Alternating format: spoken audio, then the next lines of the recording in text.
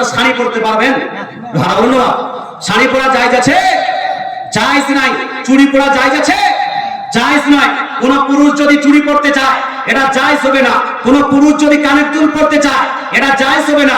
কোন পুরুষ যদি গলার মালা পরতে চায় এটা জায়েজ হবে না। কোন পুরুষ যদি পায়ের ঝুমকা পরতে চায় এটা জায়েজ হবে না। কোন পুরুষ যদি কোমরে বিচ্ছা করতে চায় এটা জায়েজ হবে না। কোন পুরুষ যদি নাকের ফুল পরতে চায় এটা হলো না জায়েজ এবং গুনাহের কাজ, হারাম কাজ। একজন পুরুষ পুরুষের মতোই থাকবে, কাপুরুষের মতো কাজ করবে না।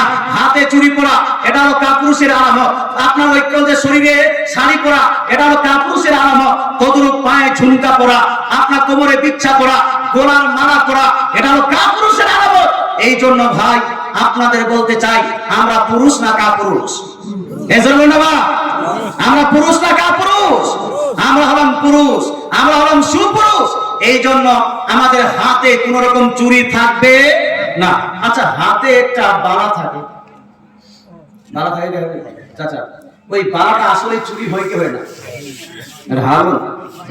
এই বালাটা চুরি নয়, তাহলে নামটা চেঞ্জ করে দিয়েছে। হ্যাঁ, বালা, আরে নামটা চেঞ্জ করে দিয়েছে। এই বালা আসলে এই বালাটাও হলো চুরি।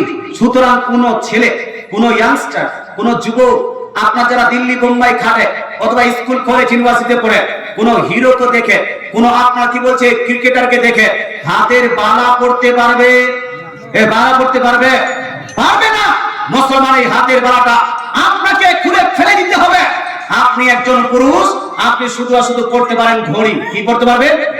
ঘড়ি পড়তে পারেন, কারণ ঘড়িটা প্রয়োজনীয় জিনিস। আপনি ঘড়ি পড়বেন, এটা আপনার জন্য জায়েজ আছে।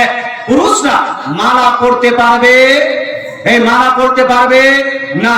এই জন্য অনেক ছেলেকে দেখা যায় কেরালা, দিল্লি, বোম্বাইতে কাজ করতে যায়, টাকার একটু গরম হয়েছে, 2-4 লাখ টাকা নিয়ে এসেছে বাড়িতে এবং হাতের মালা, কি বলে গলার মালা আর হাতের বালা পরে চলে আসে, একদম গিট গিট করে চলবে। মনে আপনার বড়, এই আপনার বড়দেরকে শ্রদ্ধা করে না, হাজি সাহেবকে সালামও দেয় না, চাচা জানকে সালাম দেয় না। আর ওর থেকে তো আমি তো এখন বড় ধনী ব্যক্তি হয়ে গেছি। খবরদার হোশিয়ার, টাকা তোমার কাছে আছে কিন্তু সম্মান হাজি সাহেবের কাছে আছে কি নাই? আছে কি নাই? টাকা তোমার কাছে আছে কিন্তু চাচা, আপনার বড় আব্বু আর আব্বা জানের কাছে সম্মান আছে কি নাই? বড়দের শ্রদ্ধা করতে হবে না? হবে না? আমার রাসূলুল্লাহ বলেছেন, মাল্লাম ইউকির কাবীরানা ওয়ালাম ইয়ারহাম সাগীরানা ফালাইসা মিন্না। যারা আমাদের বড়দের শ্রদ্ধা করে না, যারা আমাদের বড়দের সম্মান করে না, ছোটদের প্রতি স্নেহ মায়া মমতা রাখে না, এই ব্যক্তিরা আমার দলে থাকতে পারে না। নবীর দলে যদি থাকতে চান, রাসূলুল্লাহর দলে যদি থাকতে চান, আব্বা জানকে সম্মান করতে হবে, চাচা জানকে সম্মান করতে হবে, বড় আব্বুকে সম্মান করতে হবে, মাস্টার সাহেবকে সম্মান করতে হবে, ডাক্তার সাহেবকে সম্মান করতে হবে, হাজি সাহেবকে সম্মান করতে হবে, মাকে সম্মান করতে হবে। ভাবির সঙ্গে লাইন মারা যাবে না, বরং ভাবিকে সম্মান করতে হবে। মুসলমান আপনাকে বলতে চাই, ইমাম সাহেব আসলে ইমাম সাহেবকে সালাম দিতে হবে, ইমাম সাহেবকে সম্মান করতে হবে। ইমাম সাহেবের গীবত, ইমাম সাহেবের সমালোচনা চায়ের দোকানে করা যাবে? এই যাবে না। যদি ইমাম সাহেবের গীবত, ইমাম সাহেবের সমালোচনা চায়ের দোকানে করেন, মরার পরে যখন আপনি কবরে যাবেন, এই গীবত করার কারণে আপনার উপর ভয়ানক আযাব হবে। আল্লাহ তাআলা বুঝার তৌফিক দান করুন, বলেন আমিন। জয় বলেন আমিন। তো ছেলেরা গলার মালা পরবে না, হাতের বালা পরবে না। ছেলেরা পড়তে পারবে একটা ঘড়ি, আর ছেলেরা আংটি পড়তে পারবে কি পারবে না? এই ক্ষেত্রে আপনাকে বলতে চাই, ছেলেরা যদি আংটি পড়তে চায়, আংটিটা জায়েজ হতে পারে, আবার না জায়েজ হতে পারে। আংটি যদি আপনি সোনার পড়তে চান, জায়েজ নয়। আংটি যদি আপনি রূপার পড়তে, কি বলে, লোহার পড়তে চান, তামার পড়তে চান, অস্ত্র ধাতুর পড়তে চান, এটা জায়েজ নয়।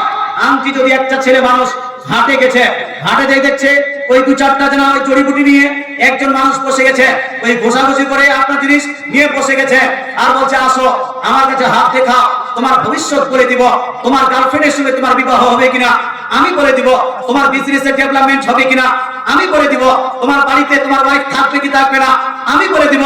এইরকম মানুষের কাছে হাত দেখিয়ে দিলেন।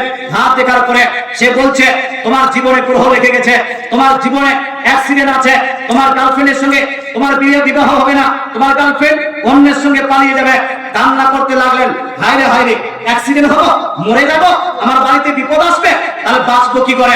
আচ্ছা, বাঁচার রাস্তা আছে, আমার কাছে 2টা আংটি আছে, এই আংটিটা তুমি পরবে, অমুক দেশের পাথর, অমুক দেশের পাথর, এই পাথরের মেলা দাম, 2-4 লাখ টাকা দিয়ে ইনকাম করা যায় না, এই পাথর আমার কাছে আছে, মাত্র তুমি 1000 টাকা দাও, তোমাকে আমি পাথরটা দিয়ে দিলাম।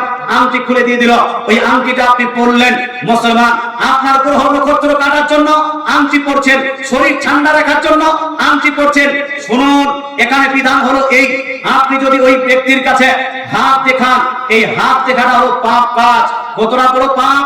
মুসলমানের জন্য কুকুরের মাংস যতটা হারাম, মুসলমানের জন্য শুকরের মাংস যতটা হারাম, তার থেকে বেশি হারাম এই হাত দেখান। কথা বুঝতে পারছেন না? শুকরের এবং কুকুরের মাংস থেকে বেশি বড় হারাম হাত দেখানো। না না, আপনি হাত দেখাতে পারবেন? পারবেন না। গায়েবের জ্ঞানী কে? আল্লাহ। গায়েব জাননেওয়ালা কে? আল্লাহ। ভবিষ্যতে কি হবে আল্লাহ তাআলা এই বান্দাকে জানিয়ে দেয় নি। তাই আপনি যদি এই ব্যক্তিকে হাত দেখান, এইটা পাপ হবে, কাবিরা গুনাহ হবে। আর যদি ওই ব্যক্তি যা বলছে ভবিষ্যতের কথা, ভবিষ্যতের কথা বললো যে তোমার এই হবে সেই হবে, এই সমস্ত জিনিস আপনাকে বললো, আর আপনি বিশ্বাস করে নেবেন, এই বিশ্বাস করার কারণে আপনি কুফরি করলেন, আপনার বহু আপনার বিবাহ থেকে বার হয়ে যাবে, তারপরে ওই বহুর সঙ্গে যদি মিলামেশা করে এটা জেনা হয়ে যাবে। মুসলমান, তাই বলতে চাই, কাউকে হাত দেখাবেন না, কারো হাত দেখানোর কথা বিশ্বাস করবে না, তার কাছ থেকে আংটি গ্রহণ করে নিজের আঙ্গুলে লাগানো যাবে না। যদি গ্রহ কাটতে হয়, যদি বাড়িতে বরকত চান, বাড়িতে যদি রহমত চান, সন্তানকে যদি ভালো করতে চান, ব্যবসা বাণিজ্যে যদি ডেভেলপ করতে চান, স্ত্রীকে যদি ভালো রাখতে চান, বাড়িকে যদি রহমতে ভরে রাখতে চান, এর জন্য সব থেকে বড় তাবিজ, সেই তাবিজটার নাম হলো নামাজ। জোরে বলে সুবহানাল্লাহ। জোরে বলেন না সুবহানাল্লাহ। সেই তাবিজটার নাম কি? নামাজ।